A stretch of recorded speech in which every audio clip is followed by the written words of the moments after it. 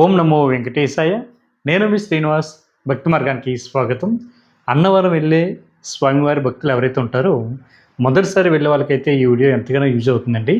ఎందుకంటే మీరు కొండపైన స్వామివారి యొక్క దర్శనం అన్నది ఏ టైంకి జరుగుతుంది, ఆలయం ఎప్పటి నుండి ఓపెన్ చేస్తారు, అకామిడేషన్ ఆఫ్లైన్లో కానీ ఆన్లైన్లో కానీ ఏ విధంగా బుక్ చేసుకోవాలి, స్వామివారి యొక్క అంటే అన్నవరం సత్యనారాయణ స్వామి వ్రతం అన్నది ఎన్ని గంటల నుండి స్టార్ట్ అవుతుంది, మనకి పూజా సామాగ్రి అన్నది కూడా మనం తీసుకువెళ్ళాలా లేకపోతే ఆలయం దగ్గరే మనకి అందుబాటులో ఉంటాయా అనేటువంటి అన్ని విషయాలు కూడా ఈ వీడియోలో నేను మీతోటి చెప్పేటువంటి ప్రయత్నం చేస్తానండి.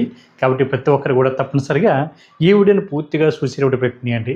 మొదటిసారి ఎవరైతే మన భక్తి మార్గం ఛానల్ చూస్తున్నారో మీరందరూ కూడా మర్చిపోకుండా తప్పనిసరిగా మన భక్తి మార్గం ఛానల్ని సబ్స్క్రైబ్ చేసుకోండి. అన్నిటికంటే ముందుగా మన వీడియోని అయితే ఒక లైక్ చేయండి. ఇంకా అసలు విషయానికి వస్తే మొదటిసారి ఎవరైతే అన్నవరం సత్యనారాయణ స్వామి క్షేత్రానికి వెళ్తున్నారో మీకు అన్నవరంలోనే రైల్వే స్టేషన్ కూడా అందుబాటులో ఉందండి. ఇక్కడ కొన్ని ట్రైన్స్ మాత్రమే ఆగడం జరుగుతుంది. మనకి అన్నవరం రైల్వే స్టేషన్ దగ్గర నుండి అన్నవరం కొండపైకి మనకి సుమారుగా 3 కిలోమీటర్ల దూరం ఉంటుంది. మీరు ట్రైన్ దిగిన వెంటనే అక్కడ బయట ఆటోలు కానీ జీపులు కానీ కార్లు కానీ అందుబాటులో ఉంటాయండి. వాటి ద్వారా మీరు కొండపైకి చేరుకోవడానికి అయితే అవకాశం ఉంటుంది. అదేవిధంగా మనకి అన్నవరం దేవస్థానం వారికి సంబంధించిన బస్సు కూడా మీకు అక్కడ అందుబాటులో ఉంటుందండి. మీరు బస్సు ద్వారా కూడా మీరు అన్నవరం కొండపైకి చేరుకోవడానికి అయితే అవకాశం ఉంటుంది. ప్రతి హాఫ్ అన్ అవర్కి కూడా మనకి అన్నవరం దేవస్థానానికి సంబంధించిన బస్సు అందుబాటులో ఉంటుంది కాబట్టి దాని ద్వారా మీరు కొండపైకి చేరుకోవడానికి అయితే సులువుగా ఉంటుందండి. అదేవిధంగా మనకి అన్నవరంలో కొన్ని ట్రైన్స్ మాత్రమే ఆగడం జరుగుతుంది. మనకి మ్యాక్సిమం సామర్లకోట కానీ లేదా పిఠాపురంలో మనకి ట్రైన్స్ అన్నీ కూడా ఆగడం జరుగుతుందండి. మీరు సామర్లకోటలో కనుక ఆప్షన్ పెట్టుకుంటే సామర్లకోటలో ట్రైన్ దిగి అక్కడి నుంచి మీరు ఏపీఎస్ఆర్టీసీ బస్సు కూడా మీకు అందుబాటులో ఉంటుంది కాబట్టి మీరు సామర్లకోట నుండి పిఠాపురం చేరుకుని పిఠాపురం నుండి అన్నవరం క్షేత్రానికి చేరుకోవడానికి అయితే అవకాశం ఉంటుంది. అంటే సుమారుగా ఒక 35 కిలోమీటర్ల దూరం ఉంటుందండి. మీరు పిఠాపురంలోనే ట్రైన్ దిగితే పిఠాపురం నుండి మనకి ఏపీఎస్ఆర్టీసీ బస్సులు కానీ అదేవిధంగా ప్రైవేట్ వెహికల్స్ కానీ మనకు అందుబాటులో ఉంటాయి కాబట్టి వాటి ద్వారా కూడా మీరు అన్నవరం క్షేత్రానికి అయితే చేరుకోవడానికి అయితే అవకాశం ఉంటుంది. అదేవిధంగా దేశం నలుమూల నుండి కూడా అన్నవరం క్షేత్రానికి చేరుకోవడానికి ట్రైన్ సౌకర్యం కానీ అదేవిధంగా బస్ సౌకర్యం కూడా మీకు అందుబాటులో ఉంది కాబట్టి మనకి జాతీయ రహదారి కూడా అన్నవరం నుండే వెళ్తుంది కాబట్టి మీరు అక్కడ బస్ దిగవచ్చు. అక్కడ నుండి మీరు టెంపుల్ చేరుకోవడానికి అయితే అవకాశం ఉంటుంది. కాబట్టి మొదటిసారి వెళ్ళే వాళ్ళైతే ఎవరు కూడా ఎటువంటి ఇబ్బంది కానీ కంగారు కానీ పడకుండా ఈ 3 ప్లేసుల్లో మీకు ఏ ప్లేస్ అయితే మీరు ట్రైన్ దిగడానికి సౌకర్యంగా ఉంటుందో ఆ ప్లేస్ అన్నది చూస్ చేసుకుని అక్కడ నుండి మీరు వెహికల్ ద్వారా అన్నవరం చేరుకోవడానికి ప్రయత్నం చేయండి. మనకి టెంపుల్ ప్రతిరోజు కూడా తెల్లవారుజామున 5 గంటల నుంచి రాత్రి 9 గంటల వరకు కూడా అన్నవరం సత్యనారాయణ స్వామి వారి టెంపుల్ అయితే ఓపెన్ అయి ఉంటుందండి. మనకి సత్యనారాయణ స్వామి వ్రతం అన్నది ప్రతిరోజు కూడా ఉదయం 6 గంటల నుండి సాయంత్రం 5 గంటల వరకు కూడా మనకి ప్రతిరోజు కూడా కంటిన్యూగా జరుగుతూ ఉంటాయి. అది కూడా ప్రతి 1 అవర్కి ఒక బ్యాచ్ చొప్పున మనకి అన్నవరం సత్యనారాయణ స్వామి వ్రతం అయితే జరుగుతూ ఉంటుందండి. అదేవిధంగా స్వామివారిని దర్శించుకోవడానికి స్పెషల్ దర్శనం టికెట్ కూడా మనకి 200 రూపాయలు ఉంటుంది. మనకి ఫ్రీ దర్శనం కూడా ఒక 1 అవర్లో పూర్తిగా కంప్లీట్ అవ్వడం జరుగుతుందండి. కాబట్టి మీరు స్వామివారి దర్శనానికి ఎక్కువ టైం పడుతుందని కూడా మీరు భావించొద్దు. మనకి ఎక్కువ క్రౌడ్ ఉంటే ఇంచుమించుగా ఒక 2 అవర్స్ పడుతుంది. మనకి తక్కువగా ఉంటే హాఫ్ అన్ అవర్ నుండి 1 అవర్ లోపే స్వామివారి యొక్క దర్శనం అయితే పూర్తిగా కంప్లీట్ అవ్వడానికి అయితే అవకాశం ఉంటుంది. మీకు అకామిడేషన్ కూడా ఆన్లైన్లో బుక్ చేసుకోవడానికి కూడా అవకాశం ఉంది. అదేవిధంగా ఆఫ్లైన్లో మీరు నేరుగా అన్నవరం కొండపైకి వెళ్ళిన తర్వాత సిఆర్ఓ ఆఫీస్ ఉంటుందండి. అక్కడ మీరు ఆఫ్లైన్లో అకామిడేషన్ కూడా బుక్ చేసుకోవడానికి అయితే అవకాశం ఉంటుంది.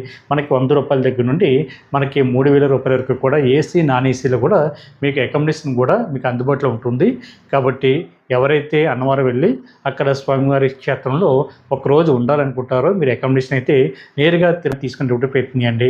అదేవిధంగా మనకి ఫ్రీ లాకర్స్ కూడా మీకు అందుబాటులో ఉంటాయి కాబట్టి సుదూర్ఘ ప్రాంతాల నుండి వచ్చే వాళ్ళు ఎవరైతే ఉంటారో మీకు రూమ్ అవసరం లేదనుకున్న వాళ్ళు లాకర్ కూడా తీసుకుని మీరు అక్కడే రెడీ అవ్వడానికి అన్ని సౌకర్యాలు కూడా మీకు అక్కడ అందుబాటులో ఉంటాయండి.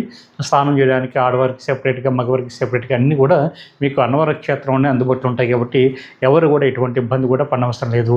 మీరు నేరుగా కొత్తగా వెళ్ళే వాళ్ళు నేరుగా మీరు బస్సు అన్నది మెయిన్ స్వామివారి యొక్క రాజగోపురం ఏదైతే ఉంటుందో రాజగోపురం దగ్గర అయితే మీరు దిగడం జరుగుతుందండి బస్సు లేదా ప్రైవేట్ వెహికల్స్. ఆ రాజగోపురానికి పక్కన లెఫ్ట్ సైడ్ మీకు స్వామివారి యొక్క మొక్కుబళ్ళు ఎవరికైనా ఉన్నా కూడా తలనీలాలు సమర్పించడానికి క్యాష్ అండ్ కాన్సాల్ కూడా మీకు అక్కడ అందుబాటులో ఉంటుందండి.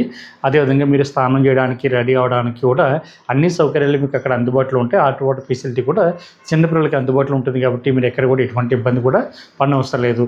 మీరు అక్కడ రెడీ అయిన తర్వాత మీకు మీరు ఎక్కడైతే బస్సు దిగారో అక్కడ ఉన్నటువంటి ప్రధాన రాజగోపురం ఏదైతే ఉందో ఆ రాజగోపురానికి ముందు లోపలికి ఎంటర్ అయిన తర్వాత అక్కడ మనకి టికెట్ కౌంటర్ అందుబాటులో ఉంటుందండి. మీకు నచ్చినటువంటి కాస్ట్లో మీరు స్వామివారికి రథం టికెట్ అయితే మనకి 4 రేట్లో అందుబాటులో ఉంటుంది. ఒకటి 300 రూపాయల రథం టికెట్, 2 1000 రూపాయలు, 3 1500, 4 2000 రూపాయల రథం టికెట్ కూడా మీకు అందుబాటులో ఉంటుంది. ఏసీ నాన్ ఏసీలో కూడా మీకు ఈ స్వామివారి యొక్క సత్యనారాయణ స్వామివారి రథం అయితే జరుగుతుందండి. మీరు టికెట్ కొనుక్కున్నప్పుడు పూజ సామాగ్రి కూడా దేవస్థానం వాళ్ళే ఇవ్వడం జరుగుతుంది. కాకపోతే మీరు సెపరేట్గా 5 కొబ్బరికాయలు, అర డజన్ అరటిపళ్ళు మీకు కూడా తీసుకువెళ్ళాలండి. ఇది విషయం మట్టికి చాలా జాగ్రత్తగా గుర్తుపెట్టుకోండి. మిగిలినటువంటి పూజా సామాగ్రి అంతా కూడా అన్నవరం దేవస్థానం వాళ్ళే మీకు ఇవ్వడం జరుగుతుంది. మీరు మొదటిసారి పూజ చేయించుకున్న వాళ్ళైతే మీరు ఎటువంటి కంగారు కూడా పడనవసరం లేదండి. మనకి ఉదాహరణకి మీరు 300 రూపాయల రథం టికెట్ తీసుకున్నారనుకోండి, మనకి చుట్టూ కూడా అంటే ఆలయానికి చుట్టూ కూడా మండపాలు ఉంటాయండి. ఆ మండపాల్లో మిమ్మల్ని కూర్చోబెట్టడం జరుగుతుంది. సుమారుగా ఒక మండపంలో కూడా 150 నుండి 300 లోపే మనకి స్వామివారి భక్తులు అయితే మనకు ఒక హాల్లో ఉంటుంది కాబట్టి హాల్లో కూర్చోబెట్టడం జరుగుతుంది. ప్రతి 1 అవర్కి కూడా ఒక బ్యాచ్ చొప్పున కంటిన్యూగా స్వామివారికి అన్నవరం సత్యనారాయణ స్వామి వ్రతం అయితే జరుగుతుంటుందండి. ఒక టికెట్ మీద భార్య భర్తలు అదేవిధంగా 12 సంవత్సరాల లోపున లేదా మీ పిల్లలు కూడా ఉన్నా కూడా తీసుకెళ్ళడానికి అయితే అవకాశం ఉంటుందండి. అంటే మెయిన్ ప్రధానంగా ఎవరైతే భార్య భర్తలు ఉన్నారో వీళ్ళైతే వ్రతం చేస్తూ ఉంటారు. వీళ్ళు బ్యాక్ సైడ్ వాళ్ళు కూర్చుంటారు కాబట్టి అది కూడా పక్క వాళ్ళకి ఇబ్బంది లేకుండా కూర్చుంటే ఎటువంటి ప్రాబ్లం లేదండి. మనకి పూజ అన్నది ఎప్పుడు ఏ విధంగా చేయాలన్నది దేవస్థానానికి సంబంధించిన అర్చకులు అయితే చాలా క్లియర్గా అందరికీ అర్థమయ్యే విధంగా చెప్పడం జరుగుతుందండి. మీరు తప్పనిసరిగా మీ యొక్క గోత్రం, మీ యొక్క జన్మ నక్షత్రం, మీ యొక్క రాశి తెలుసుకుని వెళితే మీరు అక్కడ సంకల్పం చెప్పుకున్నప్పుడైతే చాలా ఈజీగా మీరు చేసుకోవడానికి అయితే అవకాశం ఉంటుందండి. ఒకవేళ మీకు పూజ అన్నది ఏ విధంగా చేయాలి అంటే సత్యనారాయణ స్వామి వ్రతం అన్నది ఏ విధంగా చేయాలో తెలియకపోయినా కూడా అక్కడ దేవస్థానానికి సంబంధించిన బట్టి సిబ్బంది మీకు అందుబాటులో ఉంటారు. అలా ప్రతిదీ కూడా చాలా క్లియర్గా అందరికీ అర్థమయ్యే విధంగా చెప్పడం జరుగుతుంది. స్వామివారి కథ కానీ అదేవిధంగా వ్రతం ఏ విధంగా చేయాలన్నది కూడా అర్చకులు చాలా క్లియర్గా అందరికీ అర్థమయ్యే విధంగా పదే చెప్పడం జరుగుతుంది. కాబట్టి మీరు ఎక్కడ కూడా కొత్తగా వెళ్ళే వాళ్ళైతే మీరు ఎక్కడ కూడా టెన్షన్ కానీ కంగారు కానీ పనవసరం లేదు. కాకపోతే పూర్తిగా సంప్రదాయ వస్త్రాల్లోనే ఈ వ్రతం చేయించుకోవడానికి ప్రయత్నం చేయండి. ఒకవేళ మీకు మర్చిపోయినా అందుబాటులో లేకపోయినా సరే మీరు ఒంటి మీద ఉన్నటువంటి డ్రెస్ తోటి మీరు స్వామివారికి వ్రతం చేయించుకోవడానికి అయితే అవకాశం ఉంటుంది. వ్రతం అనంతరం కూడా మీరు స్వామివారి దర్శనానికి అయితే వెళ్ళడానికి అయితే అవకాశం ఉంటుందండి.